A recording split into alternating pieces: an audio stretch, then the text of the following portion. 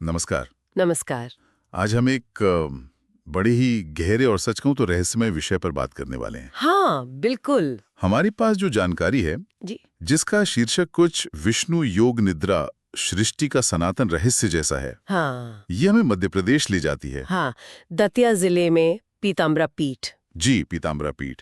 और वहाँ एक खास गुफा की बात है इसमें, है ना? जिसके बारे में बड़ी ही अजीब बातें सुनने में आती हैं। हाँ, पीताम्बरा पीठ तो देखिए अपने आप में बहुत महत्वपूर्ण शक्तिपीठ है। जी। और ये जो गुफा का जिक्र है इस जानकारी में, हम्म। वो इसे और भी मतलब रहस्यमय बना देता है। और ये भी कहा गया है कि ये आम लोगों के लिए खुली नहीं है, मतलब प्रतिबंधित है। हाँ, बिल्कुल।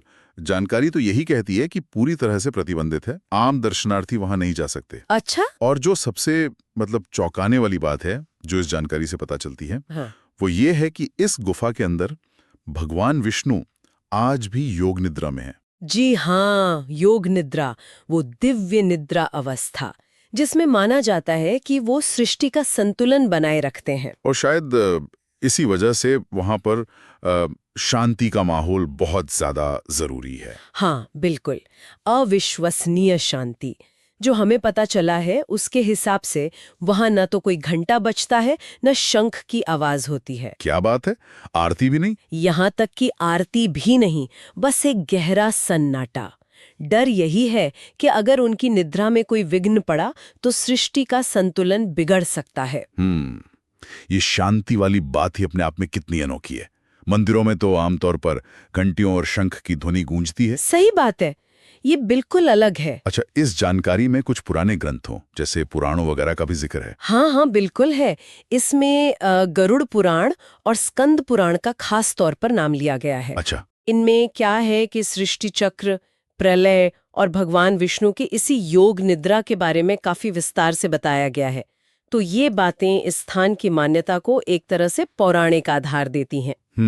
और इन वर्णनों के हिसाब से ऐसे जो योग निद्रा वाले स्थल हैं, वो सिर्फ कोई भौतिक जगह नहीं है, बल्कि वो समय के परे हैं, एक अलग आयाम, एक अलग डायमेंशन की तरह। समय से परे आयाम? बाप रे, ये सुनने में कितना मतलब अविश्वसनीय सा लगता है। हाँ, बिल्कुल। और इसी से जुड़ा हुआ वो संत वाला किस्सा भी है ना, किसी सिद्ध संत ने कुछ अनुभव किया था वहां। जी हाँ, वो एक बड़ा रोचक वृत्तांत है। इसमें बताया गया है कि एक सिद्ध संत थे।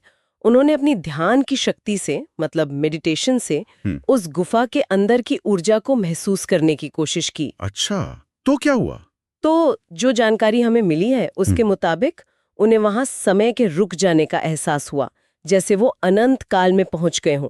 एक तरह की टाइमलेसनेस, समय शून्यता। समय शून्यता। हाँ। और कहते हैं कि जब वो इस अनुभव से बाहर आए तो वो बहुत ज्यादा भावुक थे। उनकी आंखों से आंसू बह रहे थे। रोंगटे खड़े हो गए सुनकर। ये तो बहुत ही गहरा अनुभव रहा होगा। हाँ, लगता तो ऐसा ही है। तो फिर ये सवाल मन में आता है कि ये सब आखिर है क्या? क्या ये सिर्फ किसी की गहरी आस्था, एक विश्वास का मामला है, या जैसा कि ये जानकारी इशारा कर रही है, इसमें हमारी आज की जो समझ है उससे भी परे कोई गहरा सा छिपा हो सकता है? हाँ, यही तो सबसे बड़ा सवाल है जो ये जानकारी हमारे सामने रखती है। और इसे देखिए, सनातन परंपरा में जो ऊर्जा का विज्ञान कहा जाता है ना, उससे भी जोड़ा गया है। ऊर्जा का विज्ञान मतलब एनर्जी? हाँ, एनर्जी।